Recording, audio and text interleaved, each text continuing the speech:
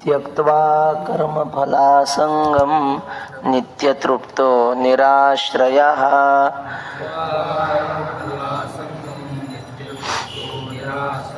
कर्मण्यभिप्रवृत्तोऽपि नैव किंचित् करोति सः। कर्मफलासंगम 1, त्यक्त्वा 2, नित्यतृप्तो निराश्रयः 3. खालच्या ओळी कर्मण्यभिप्रवृत्तोऽपि, कर्मण्यभि 4, शेवट किंचित करोति 5, किंचित वर 5, अपि 6, अपि सापडलं का 6, नंतर शेवटचं सह 7, नैव 8 आणि करोति 9. कर्मफलासंगम त्यक्त्वा, कर्माच्या फळाची इच्छा सोडून, नित्य तृप्त म्हणजे नेहमी समाधानी, निराश्रयः कोणाकडूनही सुखाची अपेक्षा न ठेवणारा निराश्रय, आणि कर्मणि अभिप्रवृत्तः किंचित अपि नैव सः करोति म्हणजे कर्म करून सुद्धा, कर्मामध्ये प्रवृत्त असून सुद्धा तो काहीच करत नाही, असा श्लोकाचा अर्थ आहे. आता काल एक फार महत्वाची ओवी गेली, आणि हे कर्म मी करीन अथवा आदरिले सिद्धी नेईन, येणे संकल्पेही जयाचे मन विटाळेना. ज्ञानोबारायांनी किंवा सगळ्याच संतांनी, तुकोबारायांनी सुद्धा संन्यास या शब्दाची व्याख्या करताना काय केली? संन्यास तो त्याग संकल्पाचा, मनातून संकल्पाचा त्याग करणं याला संन्यास म्हणतात. मग वस्त्र कशी अंगावर जरी असली, पण मनातून कर्माचा संकल्पाचा त्याग जर असेल, आपल्या मनात काय असतं आता सामान्य व्यवहारी माणसाच्या मनात, की हे काम मी करीन, ह्याच्यातून अमुक मला मोबदला मिळेल, मग त्यातून मी पैसा घेईन, पुन्हा आणखी काहीतरी व्यवहार करीन वगैरे, असं काहीतरी चालू असतं सतत मनामध्ये.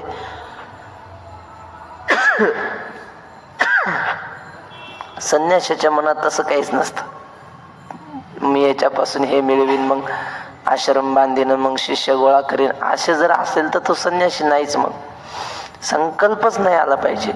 तुकोबाराय म्हणतात, संकल्प तो नाही दुजा महाराजा विणतो. देवाशिवाय दुसरा संकल्पच मनात नसला पाहिजे. असा जर असेल तर मग वस्त्र कोणतेही असेल तरी तो संन्याशीच आहे. माऊलीने सांगितलं ना, मी माझे ऐशी आठवण विसरले जयाचे अंतःकरण, पार्था तो संन्याशी जाण निरंतर. आपण गोष्टही पाहिली होती त्या धोब्याची, कपडे धुणाऱ्या धोब्याची, आहे की नाही? तर अशा प्रकारे हा महात्मा असतो ना, की हे कर्म मी करीन, हे कर्म मी करीन, आणि एकदा सुरू केलं की ते आदरले सिद्धी नेईन, पूर्ण होईपर्यंत मी करीन अशा, आणि त्या सिद्धी नेईन म्हणजे त्याच्या फळाचा भोग घेईन, अशा प्रकारचा संकल्प हा करतच नाही. देव जे करून घेईल तसं करायचं. माळी जेव ते नेले तेव ते निवांतची गेले, तया पाणी ऐसे केले हो आवेगा.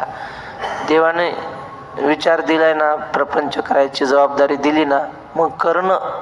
हे लेकरं बाळ पत्नी घरदार त्याची सेवा, देवानं सांगितलं म्हणून हे करायचं, अशी त्याची भावना असते. संकल्पाचा विटाळ मनाला होऊ देत नाही. अशी फार महत्वाची ओवी ही. तर आजच्या श्लोकावरच्या ओव्या, जो शरीरी उदासू फळभोगी निरासू नित्यता उल्हासू होऊनी असे. शरीराविषयी जो उदास असतो आणि फळभोगाविषयी निराश, निराश म्हणजे मिळालं काय न मिळालं काय अशी त्याची भावना. आशारहित निरासू म्हणजे काय? फळाविषयी आशारहित असतो. नित्यता उल्हास होऊनी असे. वर बसा, इकडून या. सदैव आनंदी असतो. उल्हास म्हणजे काय हो? सदैव आनंदी असतो तो महात्मा. सामान्य माणसाचं कसं असतं? स्तोके नोन्नती मायाती स्तोके ना यात्यधोगतिम अहो सुसदुषी वृत्तीही तुला कोटे खलस्यच. तराजू असतं की नाही, ते कोणतं तराजू म्हणतात, हे आता दुकानावर मशीन निघले मोजायचे ते नाही, असं हातात धरून त्याला काटा तर कसा असतो तराजूच म्हणतात. एकीकडून थोडं वजन जास्त झालं की ते पारडं खाली जातं आणि दुसरं वर होतं, पुन्हा एकूण वजन जास्त झालं की ते खाली जातं आणि हे वर होतं. तसं सामान्य माणसाचं असतं. थोडं कुणी चांगलं म्हणलं की जे आनंद होतो त्याला माऊलीने उदाहरण दिलं, धुळी चढे आकाशा पडली वारयाची या वळसा, धुळी चढे आकाशा हरिखा वळघे तैसा स्तुती वेळे. स्तुती केली, लोक म्हणतात महाराज तुमच्यासारखं कीर्तन कोणाला जमत नाही, आम्ही तुमचेच कॅसेट ऐकत असतो नेहमी. त्याला वाटतं मग या लोकांच्या उद्धारासाठी माझा अवतारच झालेला आहे, मी देवच आहे, अशी भावना होते. आणि एसटीत बसून जाताना मग तिथं काय महाराज बिराज काय मानत नाहीत लोक, कीर्तनाच्या गावात महाराज सर तिकडं म्हणलं की मग त्याला वाटते मला महाराजाला पलीकडं सरक म्हणला, मग असा अपमान वाटतो, त्याला जगण्यात अर्थ वाटत नाही थोडा कोणी अपमान केला तर. म्हणजे ही वृत्ती कशी झाली? तराजासारखी खालीवर होणारी वृत्ती झाली. माऊली म्हणतात थेंबे विरे वारे निशोखे निंदा मोटकी ऐके. थोडीच निंदा ऐकली की कपाळ धरून ठाके, कपाळ धरून बसतो, मला कसं काय बोललं, माझं काय चुकलं, माझा अपमान केला, असं सतत विचार करत बसतो. कपाळ धरून ठाके. आणि थेंबे विरे वारेने शोखे चिखलू जैसा. माती कशी असते, थोडा पाऊस पडला की चिखल, आणि पुन्हा पाऊस थांबला थोडं ऊन पडलं की पुन्हा चिखल निबर होत होतो. तसे ह्या चिखलासारखी ह्याची वृत्ती, लगेच पातळ होतो, लगेच घट होतो, अशी सामान्य माणसाची वृत्ती असते. पण महात्मा कसा असतो? सदैव समाधानी, नित्यता उल्हासू. कोणी अपमान केला, वा वा वा किती सुंदर होवे. वारशीये वीण सागरू जैसा जळे नित्य निर्भरू तैसा निरुपचारू संतोषी जो. 2000 वर्ष जरी पाऊस पडला नाही ना, समुद्र एवढाही कमी होत नाही, कारण तो परिपूर्ण आहे. आपूर्यमानम अचल प्रतिष्ठम समुद्रमाप प्रविशंती यत्. तसं महात्म्याचा कोणी अपमान केला ना, तो दुःखी नाही होत, तो आनंदात असतो. इथं वक्ते बाबा होते ना, तर त्यांची कुणीतरी सेवा घेतली मालेगाव तालुक्यात, नाशिक जिल्हा. आणि तेव्हा काळात मोबाईल नव्हते. मग यांनी एका महाराजाची तारीख घेतली त्याच दिवशी, आणि दुसऱ्यांनी श्रावण महाराज आहिरेची त्याच दिवशी घेतली. श्रावण महाराज आहिरे तुम्ही ऐकलं असेल ना, त्यांनीच आम्हाला सांगितलं ते. म्हणले मी तिथं गेलो ना, वक्ते बाबा आले. मला तिथं गेल्यावर कोणीतरी सांगितलं की बाबा आलेले ते अमक्या अमक्याच्या घरी, बाबांचं कीर्तन आहे. आणि इकडं तर श्रावण महाराजाला सांगितलं. 2 जणांनी तारखा घेतल्या, पत्रिका छापलेली नव्हती त्यामुळे लक्षात नाही आलं. आणि मग बाबांना कोणीतरी सांगितलं बाबा असं असं झालं. अरे असू दे म्हणले, जाऊ दे, मग मी जातो, चातुर्मासात पाठ चालू आहेत म्हणले, मी जर आता निघालो लवकर तर मला पाठ घेता येईल सकाळी. मग बाबा लगेच पिशवी घेऊन निघाले. आणि ते श्रावण महाराजांना कळालं की बाबा निघून चालले म्हणून. ते धावतच गेलो म्हणले, बस स्टँडवर बाबाला भेटलो. म्हणलं बाबा तुम्ही कीर्तन करा, मी ऐकतो तुमचं कीर्तन. नाही नाही म्हणले, मला जाऊ द्या, मला पाठ घ्यायचा. बाबा तशीच आले निघून. आमच्यासारखा असता तर गावकऱ्याशी भांडणं केली असती. तुम्हाला कळत नाही का तारखा कशा घ्या, 2-2 महाराजाची तारीख घेत. यांना काही नाही, नित्य तृप्त ना, त्या कीर्तनाने त्या पाकिटाने तृप्त होणारे हे नाहीत, हे देवाच्या प्राप्तीनं समाधानी झालेले असतात. त्यामुळं अशा थोड्याशा मान अपमानाने सुखदुःखाने ज्यांचं मन विचलित होत नाही, नित्यता उल्हास होऊन असे. जो संतोषाचा गाभारा आत्मबोधाची ओगरा पुरे न म्हणेची धनुर्धरा आरोगिता. जो संतोषाच्या म्हणजे समाधानाच्या माझघरात पडलेला असतो. तुका म्हणे मग नये वृत्तीवरी सुखाचे शेजारी पहुडईन. संतोषाचे ते राहतं त्या घराचं नावच समाधान आहे. लोक घराचं नाव समाधान ठेवतात, पण त्यात समाधान नसतं त्यांना. पण हा खरोखर समाधानाच्या घरात राहतो असं माऊली म्हणतात. गाभारा म्हणजे गाभाऱ्यात आत. हा, घरासारखं. गाभाऱ्यामध्ये म्हणजे आतमध्ये, समाधानाच्या आत राहत होतो. आत्मबोधाची ओगरा. आता काही ठिकाणी ओवरा आहे, काही ठिकाणी ओगरा आहे. ओगरा म्हणजे काय? आनंदाचे लाडू खातो तो. तुका म्हणे खातो आनंदाचे लाडू, नका चरफडू घ्या रे तुम्ही. उमेश महाराज दशरथ यांनी सांगितलं होतं. म्हणजे तुकाराम महाराज राहतात सुखाच्या जवळ, खातातही सुख, आणि पोहायला सुद्धा आनंदाच्या सुखाच्या डोहातच जातात. राहतात कुठे? सुखाचे शेजारी पौडईन. बर. स्नान करायला कुठं जातात? आनंदाचे डोही आनंद तरंग. मग ते स्नान झाल्यावर खातात काय? तुका म्हणे खातो आनंदाचे लाडू, नका चरफडू घ्या रे तुम्ही. आणि मग जे खाल्लं तेच ढेकर येतं ना, त्याची येतात ती ढेकर. आणि आनंदाचे हरिहर, त्यांचं खाणं पिणं राहणं सगळं सुखातच, असे ते असतात. आत्मबोधाची ओगरा म्हणजे ओगर म्हणजे आनंदाचे पक्वान, ज्ञानाचे पक्वान ते खात असतात. पुरे न म्हणेची धनुर्धरा आरोगिता. आणि मग हे आत्म्याचा आनंद घेत असताना त्याचं पोटच भरत नाही. किती त्याला आनंद घ्यावाच वाटतं. पोट सेविता न धाये, भूक भुकेलीच राहे. तुका म्हणे पाहे कोण वास मुक्तीची. काही माणसं जेवायला बसले की त्यांचं पोट भरत नाही. तुम्हाला सांगितलं होतं ना, एक माणूस जेवायला बसला, जिलेबीची पंगत. 2 जणांनी मिळून पंगत दिल्यामुळं जिलेबी होती आणि चक्का होता. पण ह्याला जिलेबी जास्त आवडायची. तो म्हणला चक्का रोजच असते, जिलेबी आपल्याला भरपूर खाऊ. आणि मग त्या दिवशी त्याने भरपूर जिलेबी खाल्ली. एवढी खाल्ली की केलं की नरड्यातली जिलेबी दिसायची एवढी. जेवण झालं आणि शेवटी चक्का आला. चक्क्यावाल्याला ते साखर मुरायला थोडा उशीर लागला, विरघळायला. मग तो आला चक्का चक्का चक्का चक्का म्हणत. याला घ्यायचा नव्हता, पण याच्या जाता जाता पळीतला एक थेंब पडला त्याच्या ताटात.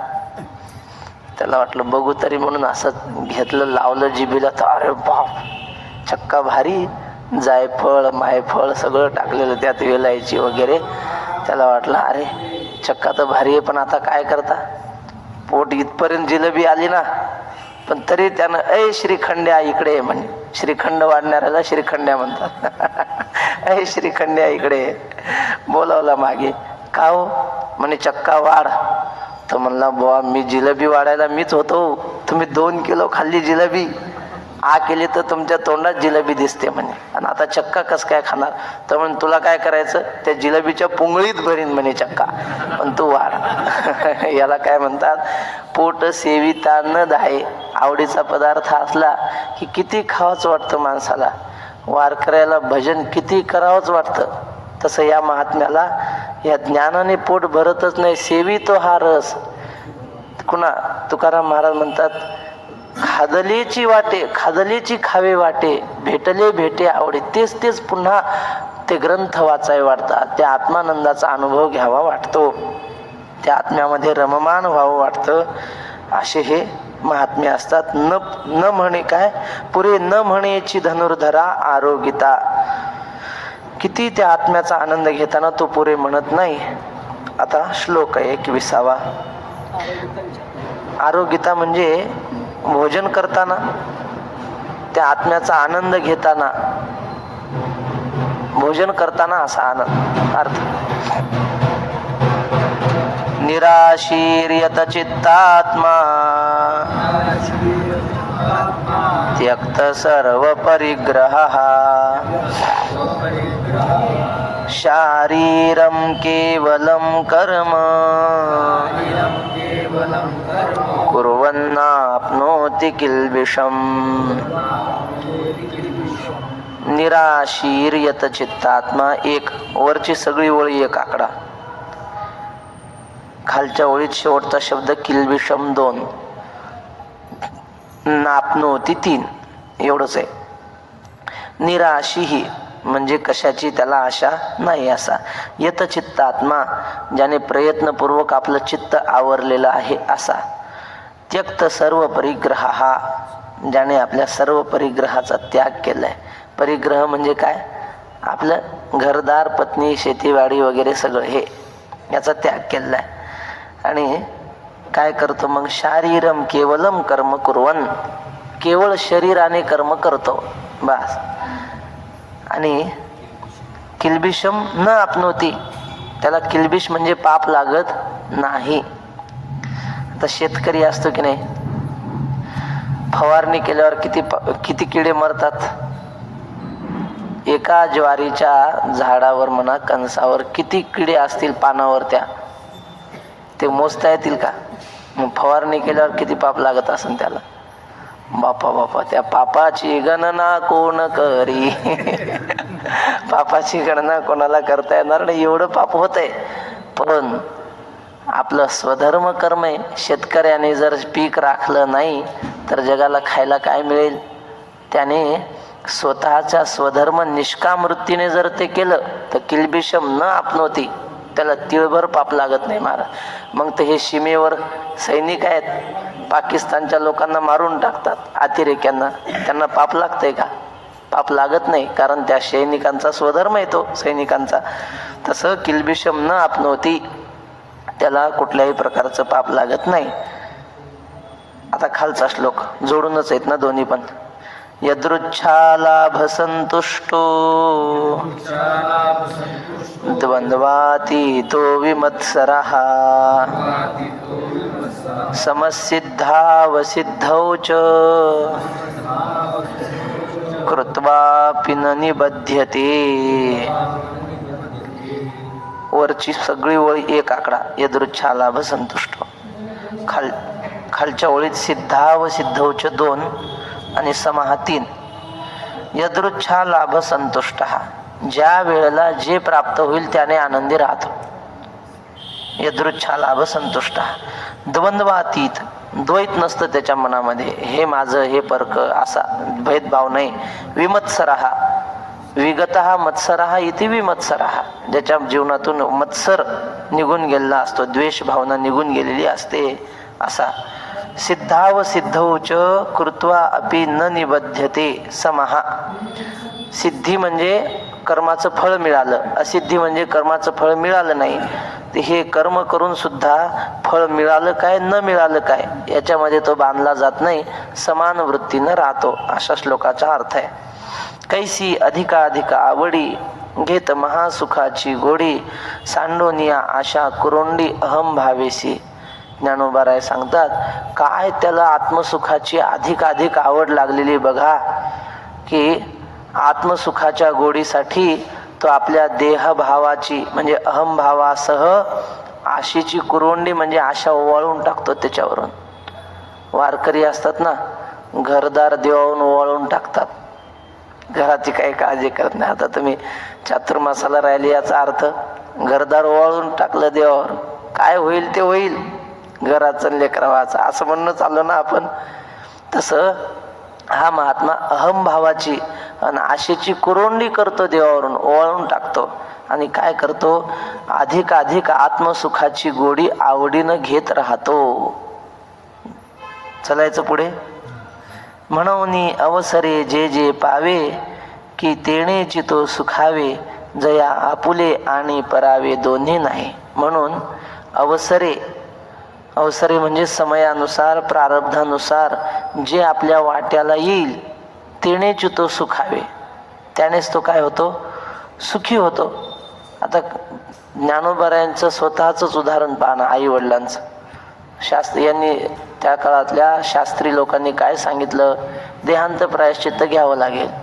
विठ्ठलपंत डगमगले नाही ते ऐकून.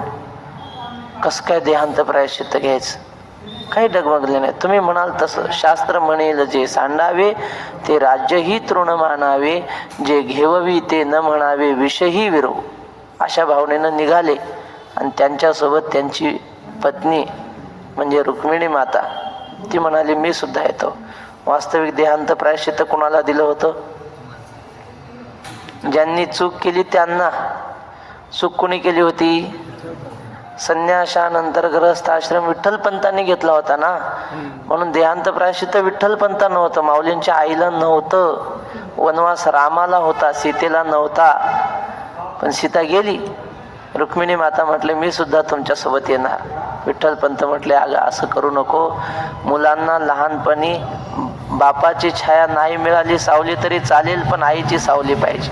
ते म्हटले ते मला काही सांगू नका, मी पतिव्रत आहे, जिथं पती असतील तिथं मला जाणं, अर्धांगी आहे मी तुमची. आणि मग निघाली. त्यावेळी काय परिस्थिती झाली ते वक्ते बाबांनी खूप वर्णन केलंय सुंदर. मुलांची अवस्था, आणि सगळ्यात दुःख वाटलं ते मुक्ताबाईच, कारण मुक्ताबाई लहानशी होती. मुक्ताबाईच्या गळ्यात पडून आई रडायची की हे पोरांचं कसं होईल, कुठेही माधुकरी मागून खातील, पण माझ्या मुक्ताचा कोण स्वीकार करील? लोक ही संन्याशाची पोरगी म्हणतील, हिच्याशी कोणी लग्न करणार नाही, असं म्हणून आई रडू लागली. आणि शेवटी निवृत्तीनाथांना सांगितलं की निवृत्ती आता तूच ह्यांचा सांभाळ करायचा. आणि जड अंतःकरणाने ते निघून गेले. पण खेद नाही मानला की आम्हाला शास्त्राने एवढा कठोर निर्णय का दिला. जे असेल ते प्रारब्धाने आपल्याला वाट्याला आलं ना, आनंदाने दोघांनी देहांत प्रायश्चित्त घेतलं. याला काय म्हणतात? अवसरे जे जे पावे की तेणे च्युतो सुखावे. बरं, पुढे सांगतात महत्वाचं, जया आपुले आणि परावे दोन्ही नाही. ज्याला आपलंही कोणी वाटत नाही जगात आणि परकही कोणी वाटत नाही, म्हणजे काय वाटतं? सगळे मीच आहे असं पाहत होतो. हे जगातले माणसं म्हणजे माझाच अंश आहे. आत्मौपम्येन सर्वत्र समम पश्यती अर्जुन. स्वतःचा आत्मरूपाने सगळ्यांना पाहतो. माझं म्हणण्यासाठी थोडं वेगळं व्हावं लागतं कोणाला तरी. माझा पोरगा म्हणलं की मी वेगळा आणि पोरगा वेगळा असं झालं की नाही, म्हणून कोणाला तो माझंही म्हणत नाही, परकही म्हणत नाही, आत्मरूपाने पाहतो. समजलं ना? चला, आपुले आणि परावे दोन्ही नाही. तो दिठी जे पाहे ते आपणची होणी जाये, ऐके ते आहे तोची झाला. डोळ्याने ज्या वस्तूकडे पाहतो ती वस्तू म्हणजे माझं स्वरूपच आहे असं ते लक्षात घेतो. ते आपणची होऊन जाये, ऐके ते आहे तोची झाला. कानाने जे शब्द ऐकतो ते शब्द सुद्धा ब्रह्मरूप आहेत अशीच भावना करतो. चरणी हन चाले, मुखे जे जे बोले, ऐसे चेष्टा जात ते तुले आपणची जो. पायाने ज्या रस्त्याने चालतो तो रस्ता सुद्धा ब्रह्मरूप आहे. कणाकणामध्ये माझा राम राहतो असे एक हिंदी पद आहे बघा. घट घट बैसे राम रमैया असं काहीतरी आहे. तर रस्त्याने चालताना ज्या रस्त्याने चालतो तो रस्ता सुद्धा ब्रह्मरूप आहे. म्हणून ती गवळण एक गेली मथुरेला विकायला दही दूध, आणि कसं काय तिच्या अंतःकरणात ब्रह्मबोधच जागा झाला. जिकडं तिकडं कृष्णच दिसायचा. रस्त्याने चालायला लागली, पाय उचलला की तिथं समोर कृष्ण. आता कृष्णावर कसं काय पाय ठेवायचं? तसाच एक पाय असा उचललेला आणि एक पाय असा जमिनीवर, तशीच उभी, डोक्यावर माठ.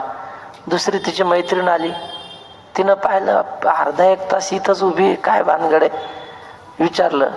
ती म्हणली अगं चल की गोकुळाला. ती म्हटली मला यायचंय पण काय करू ग, कृष्णावर पाय ठेवून कसं येऊ? ते म्हणले कृष्णावर पाय ठेव म्हणजे? ते म्हणले कहा पगडारू देखे अनेरा, देखे तो सब वही ने घेरा, कान्हा रे मनमोहन लाल. पाय ठेवायला जागा दिसत नाही शिल्लक, म्हणजे काय? जिकडं तिकडं कृष्ण दिसतो. याला काय म्हणतात? चरणी हन चाले का मुखे जे जे बोले. मुखाने जे जे शब्द बोलतो ते शब्द सुद्धा ब्रह्मरूप आहेत. ऐसे चेष्टा जात ते तुले आपणची जो. चेष्टा म्हणजे क्रिया. अशा जेवढ्या क्रिया त्याच्याकडून घडतात त्या क्रिया ब्रह्मरूपच आहेत.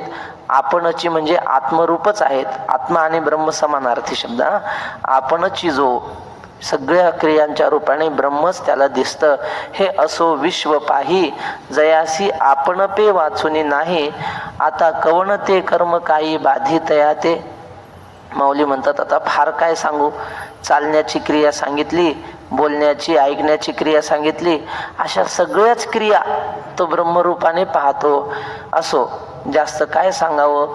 विश्व पाही, हे सगळं विश्व त्याला स्वतःहून वेगळं वाटत नाही. आता कवण ते कर्म काही बाधित याते. मग आता त्याच्या हातून काय कर्म घडलेलं त्याला बांधणार आहे? कुठलंच कर्म बांधू शकत नाही, कारण त्याच्या सगळ्या क्रिया सुद्धा कशा झाल्या? ब्रह्मरूप झाल्या. उदासीनाचा देह ब्रह्मरूप नाही, पाप पुण्य लागत त्याला सगळंच ब्रह्मरूप झाल्यामुळं पाप पुण्य त्याच्यासाठी वेगळं राहिलं नाही. हा मत्सरू जेथ उपजे ते तुले नुरेच जया दुजे, तो निर्मत्सरू काही म्हणे जे बोलवरी. वा, सगळ्यात महत्वाचं काय? परमार्थ. परमार्थ म्हणजे काय? वक्ते बाबा म्हणायचे कुणाचा मत्सर करू नये हाच परमार्थ आहे. म्हणजे कुणाविषयी वाईट विचार करू नये. आपण कसं म्हणतो, एखादा आपला शत्रू असला नावडता, मनातल्या मनात विचार चालू असतात, याचं वाटोळ झालं पाहिजे, याच्या अंगावरून गाडी गेली पाहिजे, याचा ॲक्सिडेंट झाला पाहिजे, लय मोठं संकट आलं पाहिजे याच्यावर.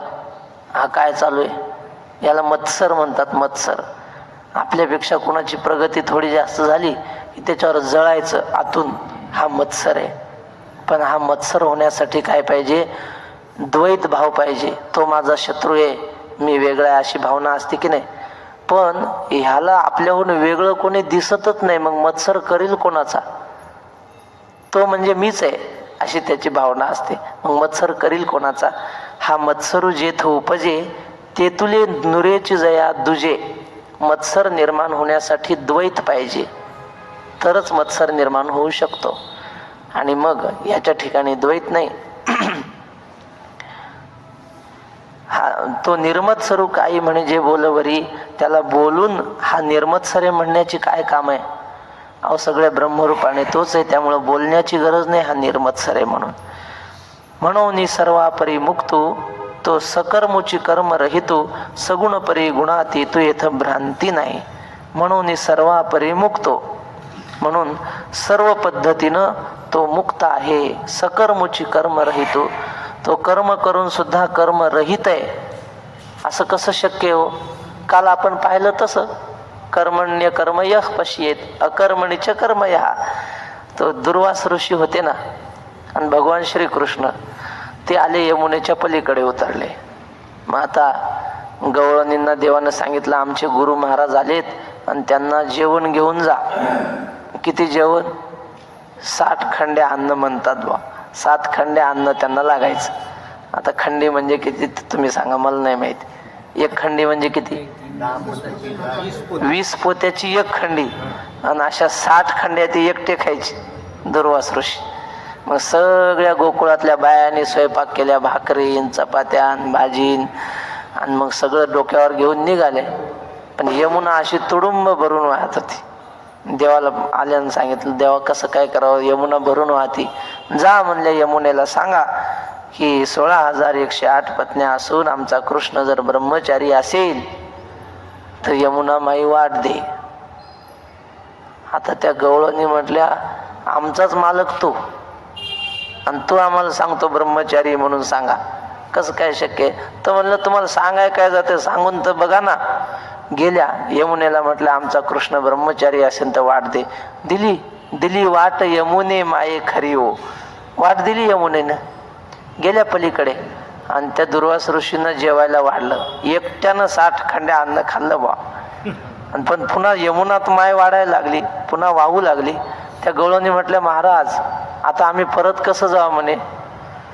त्यांनी सांगितलं आल्या कशा, असं सांगितलं होतं कृष्णाने. मग तुम्ही जा आणि त्या यमुनेला म्हणा की 60 खंड्या अन्न खाऊन दुर्वास ऋषी जर निराहारी असेल, म्हणजे पूर्ण उपवासी असेल, तर यमुना माई वाढते. त्या गवळणी म्हणले वेगळेच गुरु शिष्य आहेत हे. तो म्हणतो ब्रह्मचारी, हा म्हणतो उपाशी. असं काय? आणि आज एकादशीच आहे. पहा. आणि मग त्या गवळणी आल्यान म्हणल्या यमुना माई 60 खंड्या अन्न खाऊन जर दुर्वास ऋषी उपवासी असतील तर आम्हाला वाट दे. दिली वाट यमुने माई खरी हो. याला काय म्हणायचं? ह्या महात्म्यांच्या ठिकाणी देहभाव नसतो, त्यामुळं कर्म करून सुद्धा हे कर्म रहित असतात. मी कर्म करणारा आहे आणि या कर्मापासून मला अमुक फळ मिळावं, ह्या 2 गोष्टी मनात असल्या की कर्म बांधतं. आणि कर्म करणारा मी नाही, या कर्मापासून मला काही फळ मिळू नये किंवा फळ मिळालं काय न मिळालं काय अशी उदास भावना ज्याची असते तो कर्म केला तरी कर्मरहित असतो. म्हणून तर महाराष्ट्रातले जवळजवळ 99% संत गृहस्थी आहेत, पण संसार करून ते अलिप्त राहिले. अलिप्त कमळ जळी जैसे सत्यवादी करी संसार सकळ अलिप्त कमळ जैसे. या बाबा इकडं बसा, इथं आहे ना. बर, तर आपले सगळे संत गृहस्थी प्रपंचिक, पण मनाने मात्र प्रपंचापासून अलिप्त असे. तुम्हाला सांगितलं ना, वक्ते बाबा म्हणले आम्ही कुंभमेळ्यात गेलो होतो आणि तिथे एक साधू ओट्यावर उभा होता, तर त्याच्या जटा खाली जमिनीला टेकल्या होत्या म्हणे. बाबाचा विनोदी स्वभाव. बाबा म्हणले का हो साधू महाराज, ह्या जटा खऱ्या आहेत की विकत आणलेल्या आहेत म्हणे बाजारातून, एवढ्या लांब कशा काय जटा? ते म्हणजे हे कहा काय रे? ते म्हणजे आम्ही महाराष्ट्राचे आहेत. होत म्हणे वो महाराष्ट्रीयन साधू को लुगाई रहती है. लुगाई म्हणजे बायको, महाराष्ट्रीयन साधूंना बायका राहत असतात म्हणे. मग बाबा म्हणले, मी त्याला म्हणलं असू दे ना, ती काय ते डोंगणाला चावते का म्हणले. संत महात्मे आपले प्रपंच करून प्रपंचापासून अलिप्त होते. कसे अलिप्त होते तर या बोधाने त्यांनी प्रपंच केला की आम्ही या संसारात नाही, दळी कांडी लोक ऐसे परी मी नसे ते ठाई. तुकाराम महाराज म्हणतात त्याप्रमाणे तो सकर्मुची कर्मरहितू सगुण परी गुणातीतू येथ भ्रांती नाही. सगुण म्हणजे सगळ्या क्रिया करतो, 3 गुणांनी युक्त त्याचं जीवन आहे. सात्विक, राजस, तामस. कधी रागवतो, कधी चांगलं सत्कर्म पूजा अध्ययन वगैरे करतो, कधी संसार करतो. म्हणजे 3 गुणांनी युक्त जीवन आहे. परी गुणात येतो, पण त्या 3 गुणाच्या पलीकडे तो आहे. येथं भ्रांती नाही, येथं कुठल्याही प्रकारचा संशय नाही. अशा प्रकारे त्याचं वर्णन झालं. आता पुढे गतसंगस्य मुक्तस्य ज्ञानावस्थितचेतसः यज्ञायाचरतः कर्म समग्रं प्रविलीयते. या श्लोकाला अन्वय सरळच आहे. गतसंगस्य म्हणजे कर्मफळाची इच्छा ज्याची संपलेली आहे. संग शब्द आला की आसक्ती यायची. कर्मफळाची आसक्ती गत म्हणजे निघून गेलेली आहे. मुक्तस्य जो कर्मफळापासून मुक्त झालेला आहे. ज्ञानावस्थित चेतसः आणि ज्याचं चित्त ब्रह्मज्ञानाच्या ठिकाणी स्थिर झालेलं आहे. अवस्थित म्हणजे स्थिर झालं. कुठं? ज्ञानाच्या ठिकाणी. आणि मग यज्ञायाचरतः कर्म, कर्माचं आचरण करतो, पण कशानुसार? स्वधर्मानुसार यज्ञाचं आचरण करतो. स्वधर्माकरता आचरण करतो. आणि समग्रम प्रविलीयते, त्याचं सगळं कर्म फलासह ब्रह्मामध्ये लीन होतं, ब्रह्मामध्ये एकरूप होतं. तो देह संगे तरी असे परी चैतन्या सारिखा दिसे, पाहता परब्रह्माचे निकसे चोखाळू भला. तो महात्मा देहामध्येच असतो, देहामध्ये सामान्य माणसासारखाच सगळा व्यवहार करतो. परी चैतन्यासारिखा दिसे, पण विचार करून पाहिलं तर ज्ञानाला ज्ञानी ओळखू येतो की नाही. तसं ज्ञानी माणसानं जर त्याच्याकडे पाहिलं तर त्याच्या लक्षात येतं की हा देहधारी जरी असला तरी हा पूर्ण ब्रह्मरूप आहे.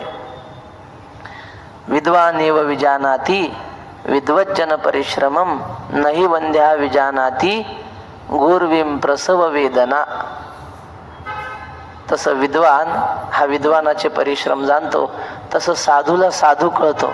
साधूने पाहिलं तर त्याच्या लक्षात येतं की चैतन्यासारिखा दिसे, हा चैतन्य रूप आहे. ब्रह्म कसं आहे? प्रकाशमान आहे, ज्ञान स्वरूप आहे. तसा हा प्रकाशमान असतो. रात्रीच आम्हाला तुकोबाराच्या चरित्रात एक प्रसंग गेला. तुकाराम महाराजांचं कीर्तन चालू होतं रात्री. रोज नित्यनेमानं कीर्तन करायचे महाराज. 1 प्रहर म्हणजे 3 तास. आणि कीर्तन चालू, रात्रीची वेळ, लाईट नसल्यामुळं लोक असे टेंबे लावून बसले होते. 4-5 जण भोवती लोकांच्या. ते टेंबा विजत आला की असं तेलात बुडवायचं आणि पुन्हा धरायचं. असंच होतं ना आता, पण 20-25 वर्षापूर्वी असंच होतं. मग असे टेंबे धरणारे 4-5 जण होते. ते कीर्तन सुरू झालं, महाराज तर सांगण्यात रंगून गेले, देहभाव विसरले त्या नाचण्यात, गाण्यात, सांगण्यात. ऐकणारे लोक सुद्धा दंग झाले आणि टेंबे धरणारे ते सुद्धा तल्लीन होऊन ऐकत होते. का ते मोबाईलवर गेम खेळत खेळत टेंबा थोडा धरला होता त्यांनी. आता अलीकडे असं झालंय, मृदंगाचार्य त्यांना सांगावं लागतं थाप टाका महाराज, नाही तर ते चालू असतं मोबाईलमध्ये काहीतरी. असं नसावं. नाही, तुम्हाला नाही म्हणत आम्ही. तसं ते टेंबे धरणारे सुद्धा कीर्तन ऐकत होते आणि तल्लीन झाले ते. पण ते तल्लीन होऊन ऐकल्यामुळं लुब्धली नादी लागली समाधी, जणू काही समाधी लागल्यासारखं झालं. आणि ते टेंबे तेलात बुडवायचंच विसरून गेले, विजले. पण कीर्तनात उजेड होता, कीर्तनात अंधार नाही पडला. सगळे टेंबे विजले तरी कीर्तन पूर्ण झालं. आणि सगळं कीर्तन झाल्यानंतर जय विठ्ठल झाल्यावर आरती झाली आणि सगळं झाल्यावर महाराज खाली बसले आणि एकदम अंधार पडला. लोक म्हणले हा टेंबे विजले काय? तर टेंबे कधीच विजले होते 2-3 तासापूर्वीच. कारण तेल पाहिलं तर सगळ्याचे गमेले तेलानं भरलेले, याचा अर्थ टेंबे तेलात बुडवलेच नाही. मग उजेड कशाचा होता हा? मग लोकांच्या लक्षात आलं हा तुकाराम महाराजांच्या देहातून प्रकाश पडत होता महाराज. कारण ते ब्रह्मरूप होते ना, त्यांच्या देहाचा प्रकाश पडत होता. नाथ महाराजांनी ओवी लिहिली, अध्याय 2 ओवी क्रमांक 196. अमित सूर्याची या कोटी हारपती नख तेजांगोष्टी, तो भगवंत जिही धरिला पोटी, त्यांची तेजाची गोष्टी अलौकिक. म्हणजे भगवान परमात्म्याच्या पायाच्या नखाचं तेज किती असतं?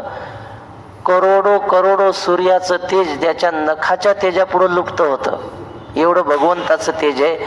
आणि तो भगवंत जिही धरिला पोटी, तो भगवंत ज्यांनी आपल्या पोटात धरला, धारण केला, त्यांच्या तेजाची गोष्टी अलौकिक. त्यांचं तेज अलौकिक असतं. याला काय म्हणतात? पाहता परब्रह्माचे निकसे चोखाळू भला. परब्रह्मा इतके शुद्ध तेजस्वी हे महात्मे असतात. ऐसा ही परी कौतुके जरी कर्मे करी यज्ञाधिके, तरी ती लया जाती निशेखे तयाच्या चिठाई. असा महात्मा कौतुकानं म्हणजे सहज जर यज्ञाधिक कर्म करायला लागला, तरी ते यज्ञाधिक कर्म त्याच्या ब्रह्मस्वरूपाच्या ठिकाणी लयाला पावतात, तल्लीन होतात. त्याला पुण्यही लागत नाही, पापही लागत नाही, ब्रह्मरूप होतात ती कर्म. अकाळीची अभ्रेजैशी उदाहरण देतात. अकाळीची अभ्रेजैशी उर्मी विणा आकाशी, हारपती आपैशी उदयली साती. पावसाळा गेल्यानंतरही आभाळामध्ये ढग येतात, पण ते ढग पाऊस पाडत नाहीत. उर्मी विण नुसते येतात आणि पुन्हा आकाशात विलीन होऊन जातात. तसं ह्याच्या हातून घडलेली कर्म होतात, पण ती ब्रह्मामध्ये विलीन होऊन जातात. उर्मी विण म्हणजे वृष्टी वाचून, पावसा वाचून. ढग येतात नुसते पण काही कामात नाही, येतात आणि निघून जातात, पाऊस पाडत नाहीत. उर्मी विना आकाशी, हारपती आपैशी उदयली साथी, म्हणजे उदय आली की आकाशात विलीन होऊन जातात. तैशी विधी विधाने विहिते, जरी आचर्यत्व समजते, तरी ती ऐक्य भावे ऐक्याते पावती चिगा. त्याप्रमाणे तो विधी विधाने विहिते म्हणजे वेदानं सांगितल्याप्रमाणे, शास्त्राने सांगितल्याप्रमाणे योग्य कर्म आचरण करतो. पण ती कर्म ऐक्य भावे ऐक्या ते पावतीची गा. ब्रह्मरूप याची भावना एकरूप झालेली असल्यामुळं ब्रह्माशी त्याचे कर्म सुद्धा ब्रह्मरूपच होतात. ऐक्या ते पावतीची गा. आता पुढे 24वा श्लोक आहे. या 24व्या श्लोकापासून 30व्या श्लोकापर्यंत वेगवेगळ्या प्रकारचे यज्ञ सांगितलेत. रूपकाच्या माध्यमातून कर्म करता करता कसे यज्ञ त्याच्या हातून घडतात ते सांगितलेलं आहे. त्याचा विचार आपण उद्या करू. पुंडलिक वरद